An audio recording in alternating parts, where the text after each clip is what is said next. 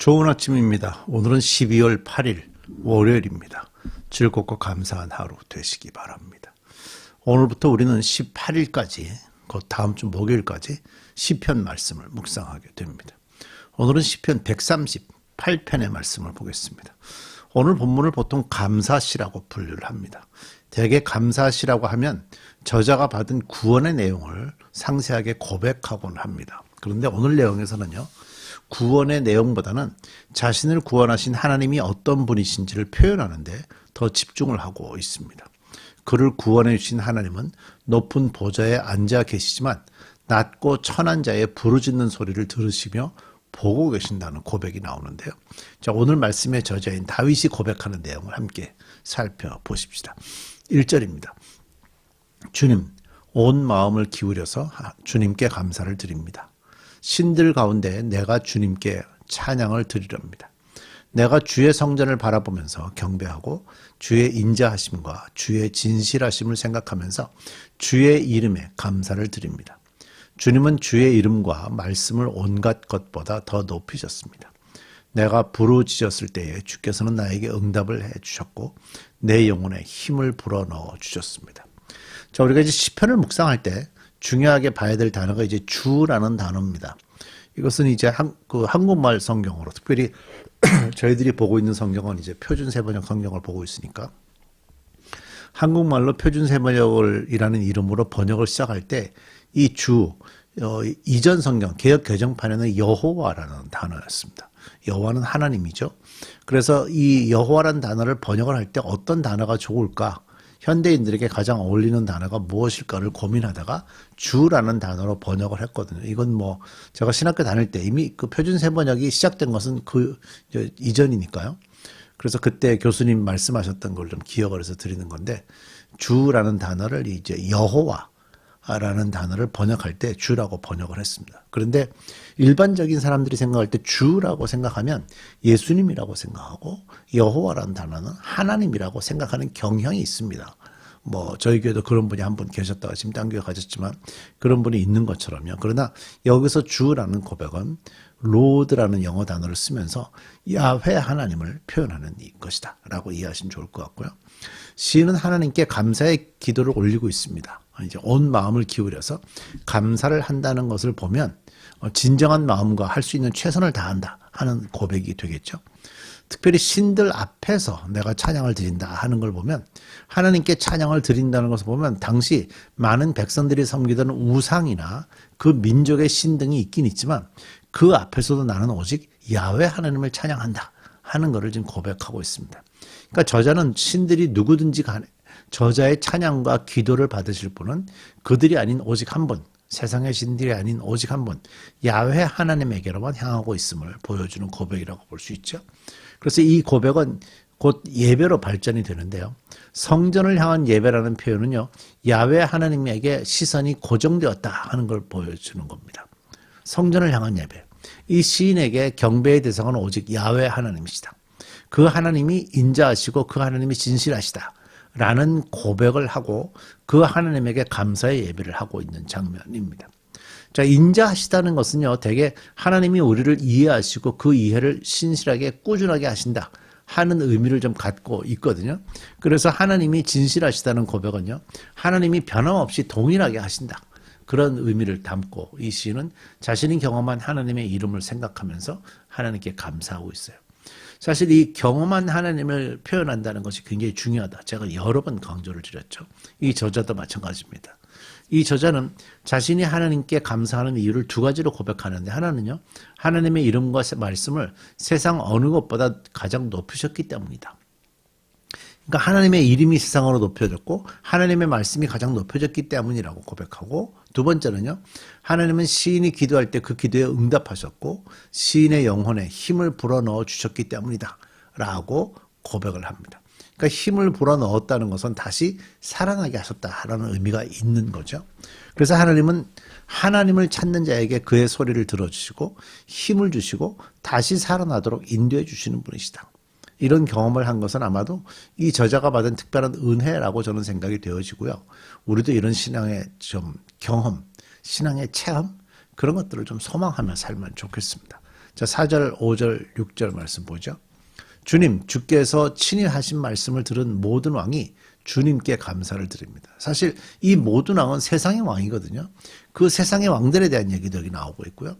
주의 영광이 참으로 크심으로 주께서 하신 일을 그들이 노래하면 누구죠? 세상의 왕들도 하나님이 누구신지를 찬양한다는 거예요.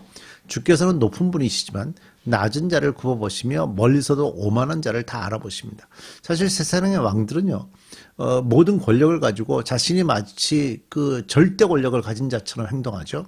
그러나 그런 오만한 자들까지 하나님께서는 다 돌아보신다는 거예요. 그러니까 세상의 왕들도 감사의 기도를 올린다 그러면서 그 이유는 그 왕들도 자신과 마찬가지로 하나님이 하신 말씀을 듣고 있기 때문입니다. 그래서 주께서 친히 하신 말씀을 들은 모든 왕이 주님께 감사하는 거예요. 하나님의 말씀을 들어야 하나님을 찬양할 수 있어요. 하나님의 말씀을 듣지 않는 사람은 하나님을 찬양할 수 없습니다. 하나님의 크고 위대하심을 알 수 있고 감사할 근거가 되는 것은 뭐냐? 하나님이 하신 말씀을 듣고 있기 때문인 거예요. 그러면서 이 왕들이 하나님을 찬양합니다. 주의 영광이 참으로 크시다. 주께서 하신 일들을 찬양합니다. 왜? 하나님이 하신 말씀을 그들이 들었기 때문인 거죠. 하나님이 어떤 분인지를 알고 있어요. 그 사실 그 하나님이 어떤 분인지를 알고 있다는 것은 경험한 사람들만 아는 건데 그 경험하기 전에 먼저 제일 필요한 게 뭐죠? 그 말씀을 들어야 되는 거죠. 그래서 그런 것들을 가지고 하나님을 찬양하면서 하나님이 어떤 분이신가를 저자는 또 표현하는데요. 하나님은 사실 높으신 분이시지만 낮은 자를 구워보시고 오만한 자들을 알아보신다. 오만한 자들은 세상 권력을 가지고 흔들겠다. 자기가 다 세상에 모든 힘이 다 있다. 라고 오만하게 생각하는 세상의 왕들도 하나님이 다 알아보시는 거니까 그것을 알아보신다는 것을 알게 되었던 왕들이 이제는 하나님 앞에 나가서 고백하고 나갈 수밖에 없다. 그 얘기입니다. 그래서 이 세상의 왕들도 하나님을 찬양하고 높인다 하는 거죠. 하나님이 전지전능하시고요. 인자하신 분이심을 그 왕들도 찬양하고 있습니다. 자, 7절, 8절입니다. 내가 고난의 길, 한복판을 걷는다고 하여도 주께서 나를 살려주시고 손을 내미셔서 내 원수들의 분노를 꺼주시며 주의 오른손으로 나를 구원하여 주십니다. 자, 중심은 나에 있죠. 내가 고난의 한복판에 걷게 하고 주께서 나를 살려주시고 손을 내미셔서 내 원수의 분노를 꺼주시고 하나님의 오른손으로 나를 구원해 주신다고 그러잖아요. 그러니까 나에게 주신 은혜입니다. 이 말은 뭐냐? 하나님은 적군, 원수들을 벌하신다 하는 것을 고백하는 거죠. 주께서 내게 세우신 목적을 이루어 주시니 주님, 주의 인자하심은 영원합니다. 주께서 선수 지으신 이 모든 것을 버리지 말아 주십시오. 그러니까 하나님은 교만한 원수들의 악행을 심판하시겠다. 내가 하나님은 세상에서 겸손하거나 교만한 자 모두를 살피시면서 원수들로 공경에 처했다 할지라도 하나님만 신뢰하고 구원을 다시 하나님 앞에서 나갈 때 하나님의 구원을 다시 경험하게 될 것이다 라고 시인은 얘기하면서 하나님은 반드시 원수를 벌하신다 라고 지적을 하고 있는 거죠. 하나님께서는 공의의 하나님이시기 때문에요. 옳고 그름에 대해서 정확하게 판단하신다는 거예요. 그래서 하나님의 백성들을 향해서는 하나님의 인자를 베푸시고 하나님의 백성들을 괴롭게 하고 있는 원수에 대해서는 하나님께서 심판하신다는 표현을 하고 있는 겁니다. 그러니까 결국 이 하나님의 손은요, 그를 신뢰하는 자에게는 구원과 보호가 됩니다. 그러나 하나님을 신뢰하지 않는 악행을 행하는 자들에게는 심판의 도구가 될 수밖에 없습니다. 이게 중요한 거죠. 그래서 우리가 하나님 편에 들어서 있고 우리가 시선을 하나님에게 집중하고 살고 있고 이런 것들이 얼마나 중요한 일인지 몰라요. 그래야 하나님의 은혜들을 경험할 수 있거든요. 이제 8절에서 시인은요, 하나님은 간구하는 시인을 위해서 보상하실 것이다 하는 내용을 강조하고 있죠. 이 보상은요, 시인의 원수들에게 보복해 주시는 것으로 보여집니다. 그래서 이런 은혜를 주시는 하나님을 향해서 하나님의 인자하심을 찬양합니다. 하나님의 말씀 안에 있고 하나님의 말씀을 듣고 하나님의 손길 안에 있고 하나님의 구원의 자리 안에 있는 사람들 입장에서는 하나님의 인자하심을 찬양할 수밖에 없는 일들이 일어나는 거예요. 하나님의 당신의 손으로 만든 피조물을 버리시지 아니하시고 인자와 성실로 돌보시겠다고 말씀하는 거예요. 그리고 하나님께 기도하면 하나님은 그 기도를 들으시고 응답해 주신다고 얘기하죠. 그래서 주께서 내게 세우신 목적을 이루어 주시니 주님, 주의 인자하심은 영원합니다. 주께서 손수 지으신 이 모든 것을 버리지 말아 주십시오. 이 말씀을 듣는 여러분들도 하나님이 어떤 분이신지를 직접 경험하시고요.